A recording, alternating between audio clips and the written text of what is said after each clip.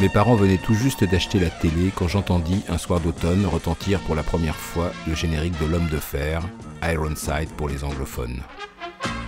Je me souviens que cette musique m'avait immédiatement électrisé. Je ne savais pas encore qu'elle était signée Quincy Jones, mais déjà pourtant, je lui trouvais du génie à Quincy. Plus tard, à peine sorti de l'adolescence, je recroiserai Quincy Jones via Michael Jackson et son fameux Thriller.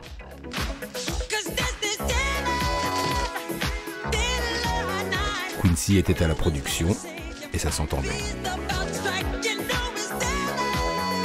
Encore plus tard, alors que j'étais pleinement entré dans l'âge adulte, Mike Myers, alias Austin Powers, me rappellerait encore une fois au bon souvenir de Quincy avec son imparable Soul Bossa Nova.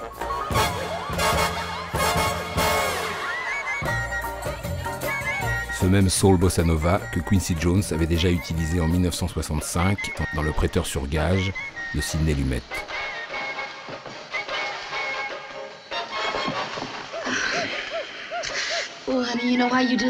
Et justement, Le Prêteur sur gage de Pawnbroker, c'était le premier film, ou presque, que Quincy Jones avait mis en musique.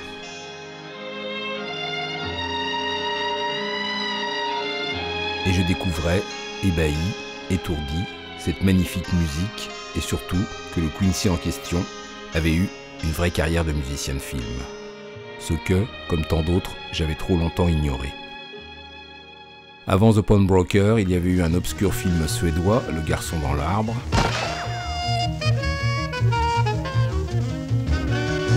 Tout était déjà là. Mais le vrai choc pour moi fut la découverte de In Cold Blood, le film de Richard Brooks, d'après Truman Capote, avec une éblouissante et magnétique partition de Quincy Jones.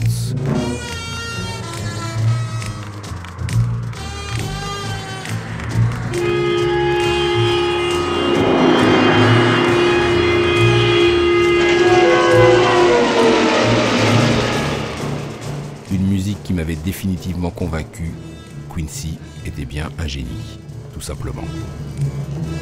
Après, il suffisait de tirer le fil.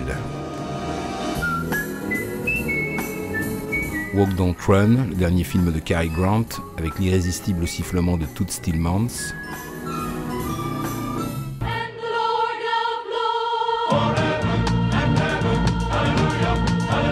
Un remix funky de Handel dans Bob et Carol et Ted et Alice.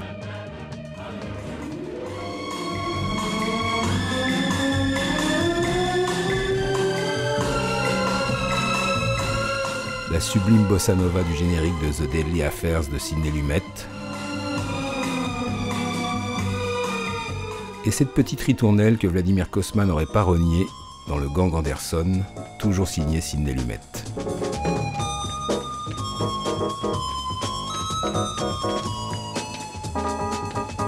Et puis encore, dans Les Quatre Malfrats, Robert Redford en pleine extase dans les rues de New York. Normal, puisque Quincy l'accompagnait. Sans oublier le thème d'amour de Guet-apens, immortalisant un de mes couples préférés, Steve McQueen et Ali McGraw.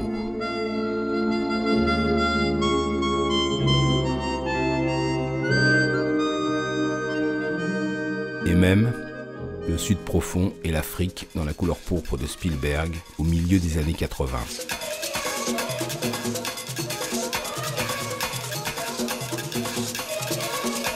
Tout ça, c'était Quincy. Je sens que vous commencez à être convaincus.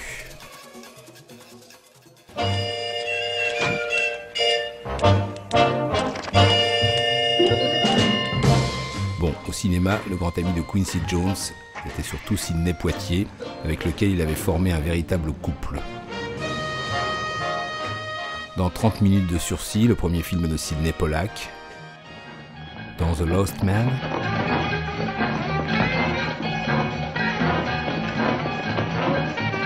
Et surtout dans For the Love of Ivy, où Sidney Poitier révélait de véritables dons pour jouer du tabla.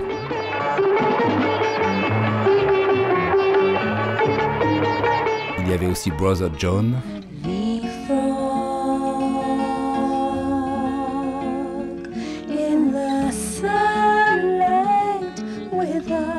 They Call Me Mr. Tips avec son générique imparablement funky que j'ai toujours adoré.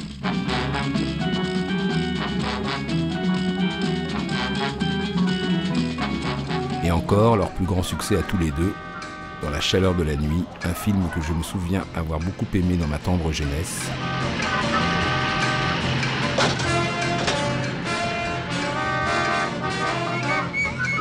Encore un coup de Quincy. Au cinéma donc, la grande affaire de Quincy Jones, c'était surtout les bagnoles et les poursuites. Vous me direz, c'était l'époque, mais il était particulièrement doué et je n'ai jamais eu aucun mal à m'embarquer avec lui. Comme dans The Split,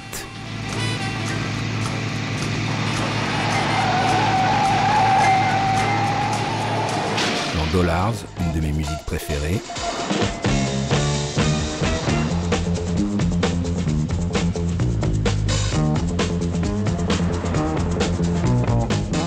dans L'Orse Bar et son hommage limite publicitaire au Mini Maurice et son parfum italien.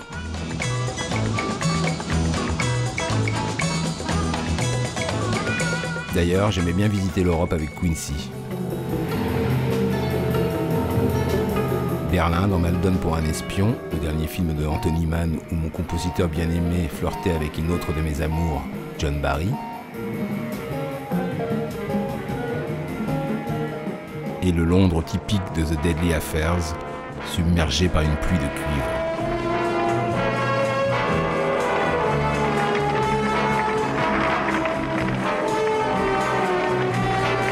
Sans oublier encore et toujours In Cold Blood et ses sons hypnotiques.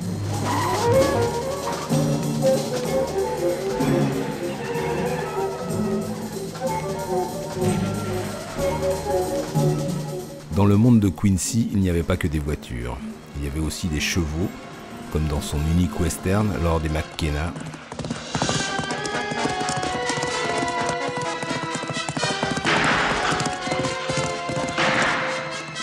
Et même un policier à cheval poursuivant Jack Lemmon et Sandy Dennis dans Escapade à New York.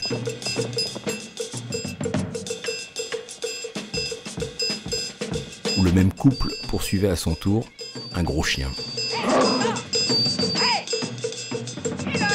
Et surtout, Quincy était très fort pour faire sentir la couleur et le parfum des villes.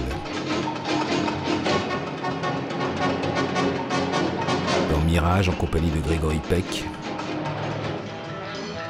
dans The Pawnbroker où il magnifiait littéralement New York, et même dans le sud profond devant la chaleur de la nuit.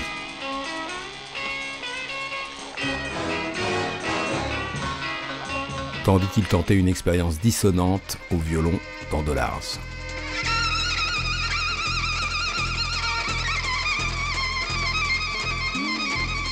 Et oui, Quincy était étonnant, épatant, et moi franchement, j'étais littéralement aux anges. Bien évidemment, mon Jones préféré savait aussi faire danser son monde, comme dans Walk Don't Run.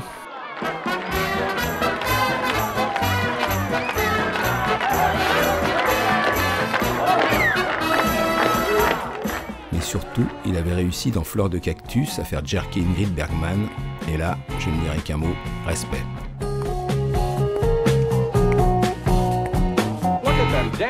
J'aimais aussi les danses psychédéliques de Bob et Carol et Ted et Alice.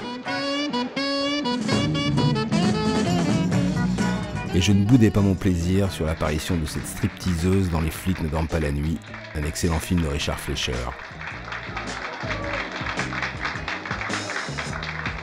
Mais en matière de striptease, j'avoue que j'avais vraiment un faible pour celui de Dollars, surtout avec la voix de Little Richards. Quincy savait tout faire et bien sûr, les chanteurs et les chanteuses, pour lui c'était du gâteau. Roberta Flack, toujours dans Dollars. Sarah Vaughan dans Cactus Flower.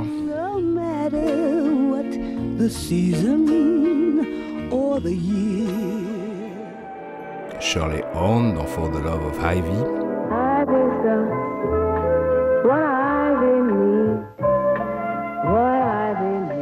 Astrud Gilberto dans The Deadly Affairs.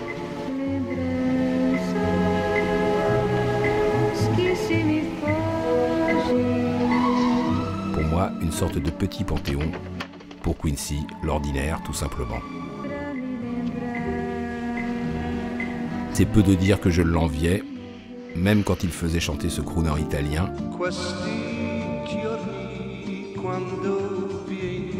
Ou encore le génial Billy Preston dans The Split.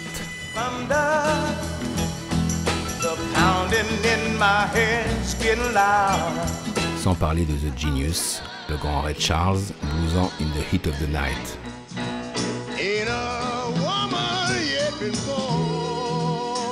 Et je n'avais rien contre non plus cette scène de gospel dans la couleur pourpre.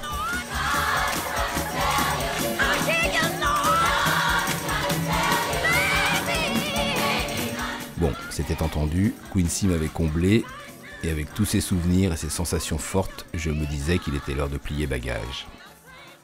Mais bien sûr, j'avais oublié l'improbable The Wiz, signé par Sidney Lumet, le cinéaste préféré de Quincy, où il tenait le rôle de producteur et superviseur musical. C'est là qu'il avait rencontré Michael Jackson. C'est là qu'il avait fait chanter pour la première fois Michael en duo avec Diana Ross. Et franchement, rien que pour ça, The Wiz méritait absolument de figurer au panthéon du dieu Quincy. Et si c'était tout simplement ça le paradis? Des danseuses sexy, du Quincy, Eternity.